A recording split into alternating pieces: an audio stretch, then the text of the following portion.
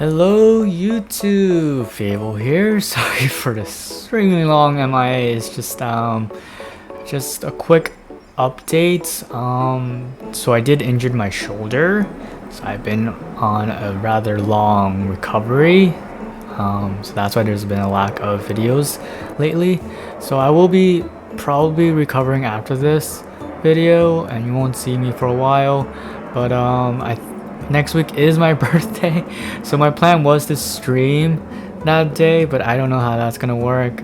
So do let me know. But yeah, anyway, so for this video I will be showcasing a fun pendulum card because of the current meta, and I want to see how it interacts against a specific meta deck, which is Purrely. So, but it's not gonna be from rank. It's just gonna be a trial run against a good old friend of mine, Unga. So there's gonna be 4 showcase runs, and it does not matter if we lose or win. There's gonna be a lot of mistakes here and there because I am still learning the interaction between that deck specifically. But without further ado, let's begin. Alright, so for this duel, this is where I'm gonna go first. I'm gonna show you the interaction here. So I'm going to try to play around Nibiru here, which you can play with this hand. So I'm going to run Bambuku, search Pegasus. Pegasus plus the Phoenix will play around the Nib for you. So Pegasus is going to search me the Might. This will pop the Ignis Phoenix, right? Phoenix will then summon another Pegasus. Pegasus effect will add me Sky Iris. Now unfortunately I did open triple Phoenix, but it's okay. Now I'm going to scale the Might and then special the Pegasus. Now the Pegasus that I summoned off of Ignis Phoenix is a tuner. So that means I can make Draco Slayer Ignis Prominence here, right? Now Prominence effect was special, and that is the 5th summon. Now I know they don't have a Nib, that means I'm going to make the Beyond. I also know they didn't have an Imperm or Ash to try, or rather Ash specifically to stop my scale plays. But here I'm going to make Beyond to search for my Eyes line, so I now have Sears. Now I'm going to pen from here, and you see that I have the anti-Messiah, right? I'm going to keep that in here as a disruption, and you'll see why. So now I'm going to make the Paladin. This is the typical line we're going to go into. Paladin is going to end phase search, and then I'm going to actually use its actual effect to special summon the Phoenix. Then I'm going to activate Sky Iris to pop the Might to add me the Revolution. Revolution will now search me the Arc. I'm going to scale the Arc, and then I'm going to activate the Sears. Actually make Selene first and then activate the Sears. I always want to make sure that I have 3 spell counters ready for Selene just in case I forget. So I'm going to make the Selene here.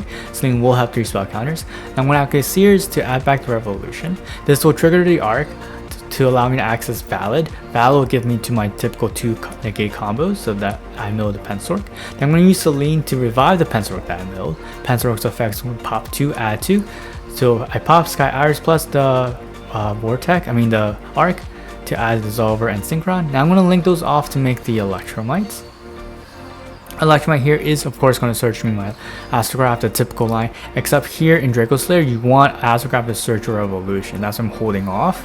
So I'm going to pop, revive, and then this is a mandatory draw because I did that. Prominence is going to special, then attribute to make the Dino Stir, then activate the Might, add back the Pegasus because it was tributed, then scale the Pegasus, then activate Electromite to pop it, and then add the Astro. Now Astro is going to search me of course the Revolution that I destroyed, and then I'm going to make the Zeal to reset the Dino Stir, the Prominence, and the Electromite. But because I didn't use the Dino Stir here, I can use it, but I'm just going to reset anyway. So we're just going to reset everything for space.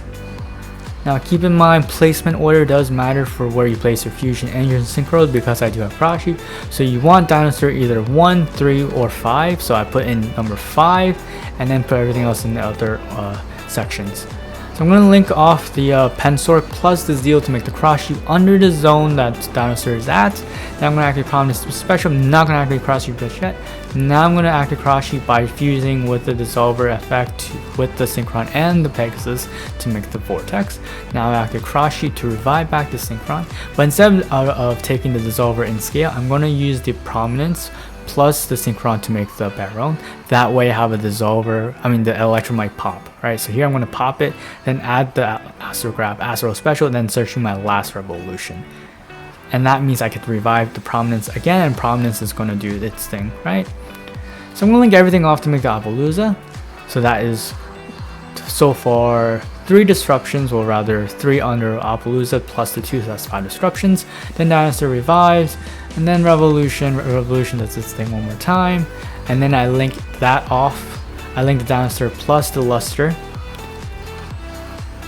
And then I'm using the last Revolution to revive for the rank 8 play. Now I could easily rank 8 play with this Messiah in hand, but I'd rather not because I'm going to use it as a banish effect. So if you don't know, in scale, Messiah banishes all spells and traps that are sent to graveyard except for monsters. So that means against Purrelys, all their spells are going to get banished and they don't have follow because they're so reliant on that spell for their Exceed plays. Alright, so this is when you go first, of course. So here they're going to Purrely Memory. I'm not going to negate that, but I will negate the Book of Moon, and they're forcing me to negate the Forbidden Chalice, so I will negate that. And then all of them get banished, of course. So that means they don't have a means to grab a spell from their graveyard to exceed with. And now they still have to play one more spell negate, plus a bounce, plus a triple monster negate. So they're going to go into Purrely, which will add them a quick play, but I'm going to negate that, of course. So here I am going to negate the My Friend Purrely off with Hope. Now they can't activate anymore. And then they're going to Delicious Memory. I will let that through. And they have to play through 2 more negates. And honestly, the negates on field are already just enough. Messiah here is just making them banish all their spells. But I'm going to surrender here because this was just trial run. But anyway, on to game number 2. So here I chose to go second instead, just to experiment how well I can handle going second. And this hand is alright for the most part. Obviously, the Messiah is not really going to do much going second other than becoming, say, like a free, not really a free special, but like a special to try and make plays. It is also a way to break board because it has a really high attack.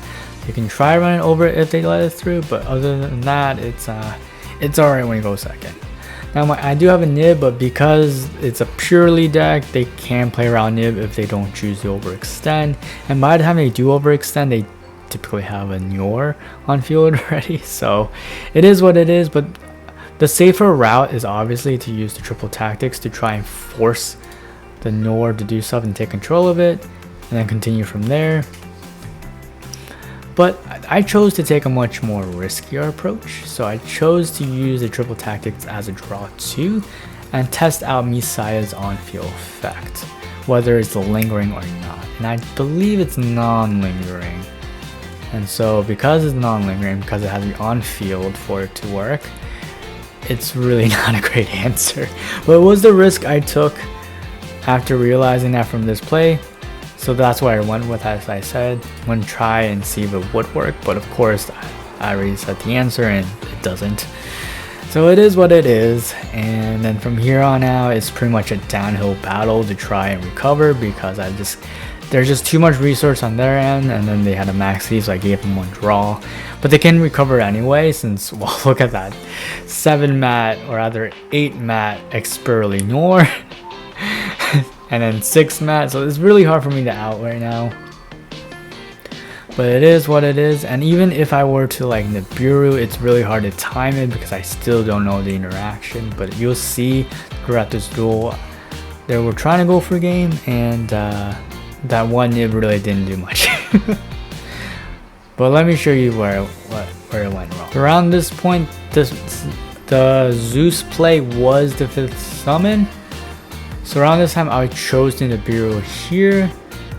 So I could have waited until near end phase where that declaration of end phase happened, because you can still activate nib before end phase to see if they're willing to respond to anything.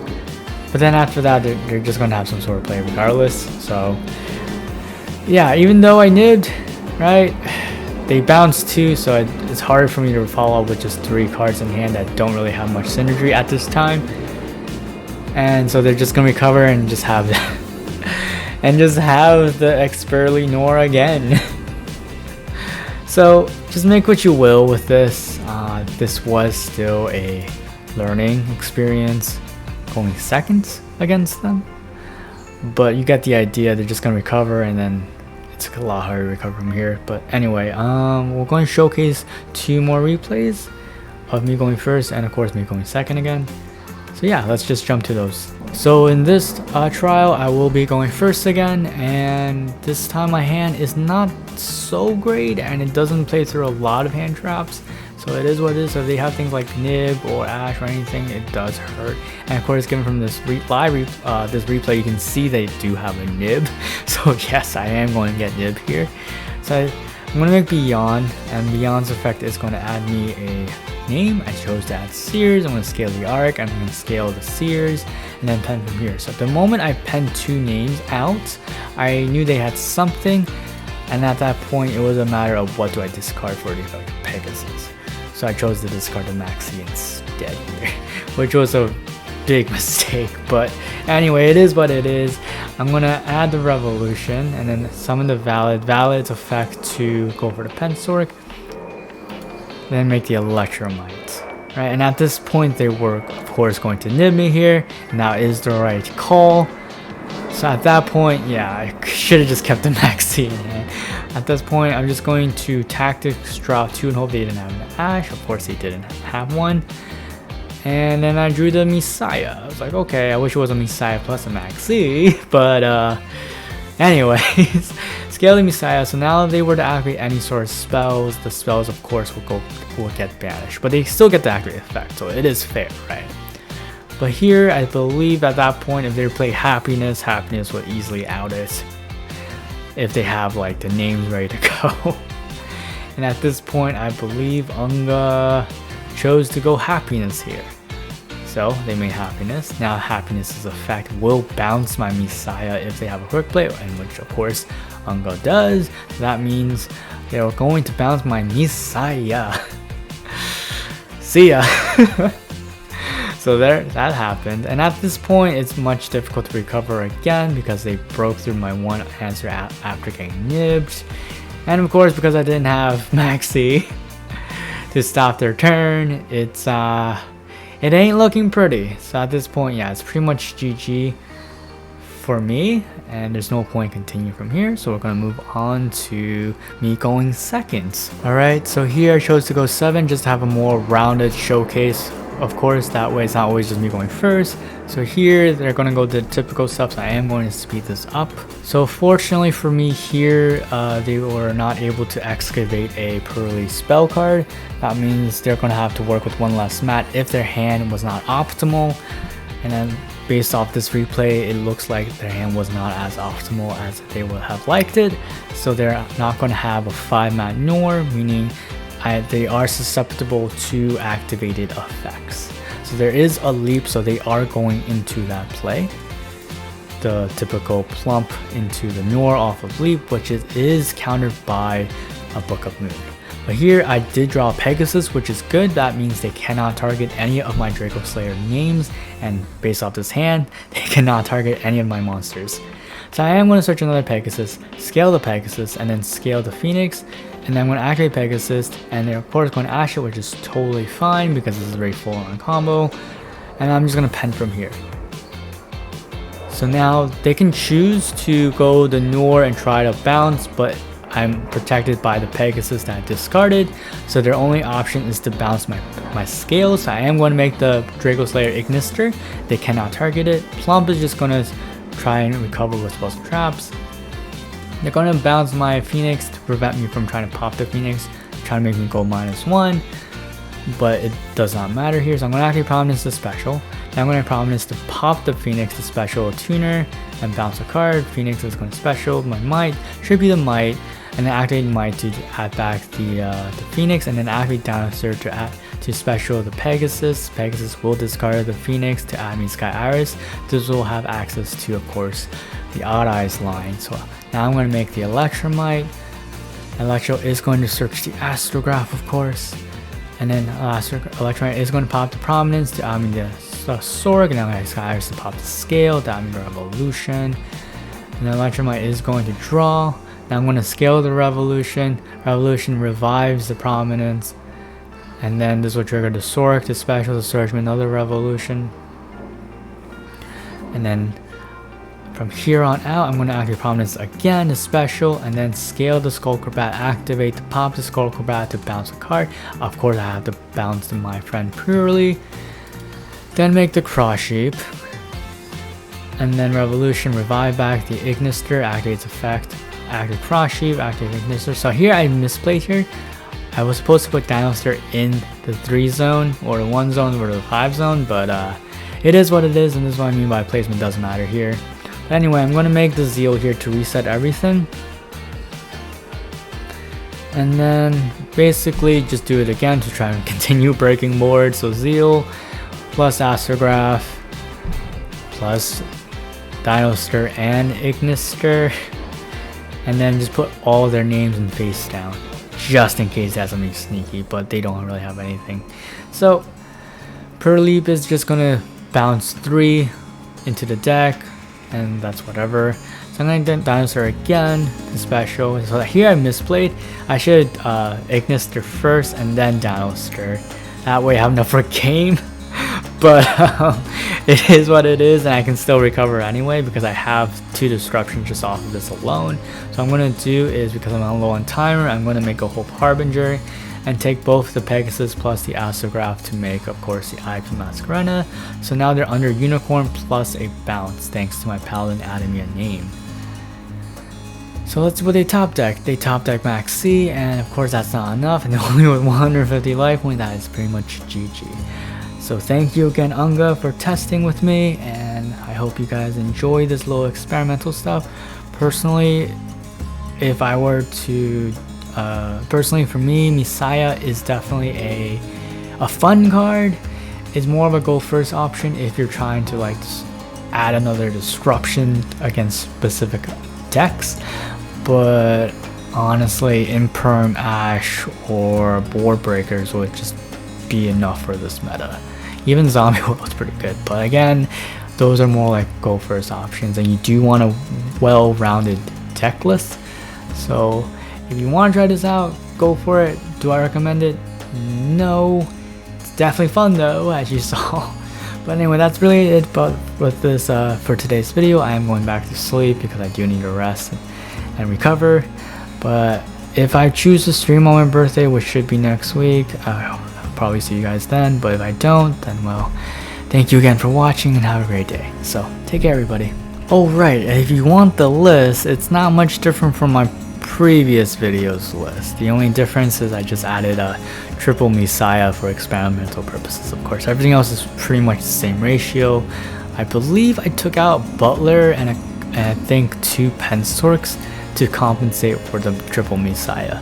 But again, it's a very expensive deck, so you guys make what you will with the deck. If you want to know the full name of the list, it's just check the prior video. It's going to be in the description. But anyway, yeah, so take care, everybody. Bye.